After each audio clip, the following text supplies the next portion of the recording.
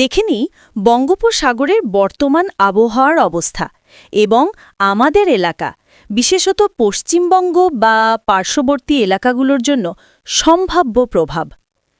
1. এখন কি হচ্ছে বঙ্গোপসাগরে? সাম্প্রতিক খবর অনুযায়ী বঙ্গোপসাগরের দক্ষিণ ও আন্দামান সাগরের উপকূলে একটি নিম্নচাপ বা ঘূর্ণিমান সিস্টেম তৈরি হচ্ছে।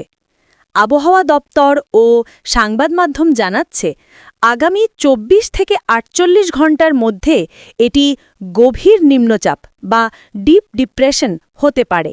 এরপর ২-৩ দিনের মধ্যে অর্থাৎ নভেম্বরের শেষের দিকে এটি ঘূর্ণিঝড়ে পরিণত হওয়ার সম্ভাবনা রয়েছে।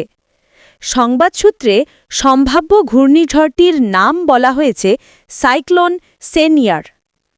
২. ঘূর্ণিঝড় সেনিয়ার কতটা শক্তিশালী হতে পারে? যদিও 100% নিশ্চিত বলা যাচ্ছে না, আবহাওয়াবিদদের মতে সাগরের উপর ভিত্তি করে এই সিস্টেম দ্রুত শক্তিশালী হতে পারে। বর্তমানে সম্ভাব্য গতিবেগ হিসেবে উল্লেখ রয়েছে ঘণ্টায় প্রায় ৬০ থেকে ১০০ কিলোমিটার পর্যন্ত, যদিও গতিবেগ এবং পথ বা ট্র্যাক পুরোপুরি নিশ্চিত নয়। ঘূর্ণিঝড়টি যদি সম্পূর্ণ রূপ নেয় এবং ওয়াটার বা সমুদ্রের শর্ত একই থাকে, যেমন উচ্চ সমুদ্র তাপমাত্রা, আর্দ্রতা ইত্যাদি, তাহলে এটি শক্তিশালী ঝড়, ভারী বৃষ্টি, সমুদ্র উত্তল সবই হতে পারে। ৩. কোথায় আছড়ে যাওয়া বা ল্যান্ডফল হওয়ার সম্ভাবনা, প্রভাবক্ষেত্র এখনই কি বলা যায়?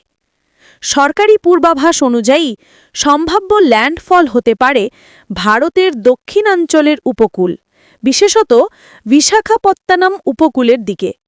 অন্যদিকে কিছু রিপোর্ট বলছে আপাতত এই ঝড়ের প্রভাব সরাসরি পশ্চিমবঙ্গ বা উত্তর পশ্চিম বঙ্গোপসাগর উপকূলে পড়ার সম্ভাবনা কম।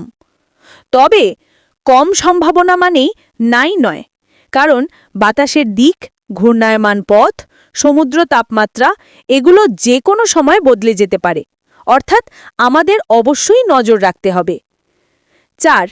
আমাদের পশ্চিমবঙ্গ, মেদিনীপুর সহ সম্ভাব্য আবহাওয়া আজ এবং আগামী ৩-৫ দিন। আপাতত রাজ্যে কোনো ঝড় বা ভারী বৃষ্টির পূর্বাভাস নেই। তারপরও রাত ভোরের তাপমাত্রায় সাময়িক হ্রাস হয়েছে, শীতের অনুভূতি পাওয়া যাচ্ছে। আগামী ২-৩ দিন সকালে কুয়াশা বা হালকা ধোঁয়াশার সম্ভাবনা রয়েছে কয়েক জেলায়। দিনের বেলায় আকাশ পরিষ্কার থাকতে পারে। যদি ঝড় বা ঘূর্ণিঝড়ের দিক পথ বদলায়, তাহলে উপকূলীয় জেলাগুলিতে আর্দ্রতা, সাময়িক বৃষ্টি বা মেঘ হতে পারে। বিশেষত উপকূলীয় জেলা, নদী তীরবর্তী এলাকা বা সমুদ্র সন্নিহিত অঞ্চলের দিকে দৃষ্টি রাখতে হবে। ৫. সতর্কতা ও করণীয়। আপনার জন্য কিছু পরামর্শ। সমুদ্র বা উপকূলীয় এলাকায় কারোর ভ্রমণ বা মাছ ধরার পরিকল্পনা থাকলে একদম এখন থেকে স্থগিত রাখুন, বিশেষত যদি যাচ্ছেন উপকূল বা সমুদ্র সংলগ্ন এলাকায়। ভোরের দিকে বাড়ির আশেপাশে কুয়াশা বা ঠান্ডার জন্য বয়স্ক, শিশু বা শ্বাস-প্রশ্বাসের সমস্যাযুক্ত ব্যক্তিদের একটু এক্সট্রা কেয়ার দরকার হতে পারে। সংবাদ এবং আবহাওয়ার আপডেট নিয়মিত মনিটর করুন। যেহেতু ঘূর্ণিঝড়ের গতিপথ এখনও নির্ধারিত নয়, পরিস্থিতি দ্রুত বদলে যেতে পারে। ঝড় বা বৃষ্টির সম্ভাবনায় খোলা জায়গায় বেরোনো, সমুদ্র তীরবর্তী এলাকায় যাওয়া, জেলেদের কাজ এগুলো থেকে বিরত থাকুন। সংক্ষেপে আজকের পরিস্থিতি: বঙ্গোপসাগরের দক্ষিণ আন্দামান সাগরে একটি ঘূর্ণিমান সিস্টেম তৈরি হয়েছে, যা আগামী দিনগুলোতে ঘূর্ণিঝড়ে রূপ নেওয়ার সম্ভাবনা রয়েছে। আপাতত আমাদের এলাকা অর্থাৎ পশ্চিমবঙ্গ বা মেদিনীপুর সরাসরি ঝড়ের সঙ্গে যুক্ত হবে বলে মনে না হলেও আবহাওয়া কিছুটা পরিবর্তন হতে পারে, তাই সতর্ক থাকা জরুরি। ভাইজানের মতো এই মুহূর্তে যা জানা যাচ্ছে সেটাই উপস্থাপন করলাম।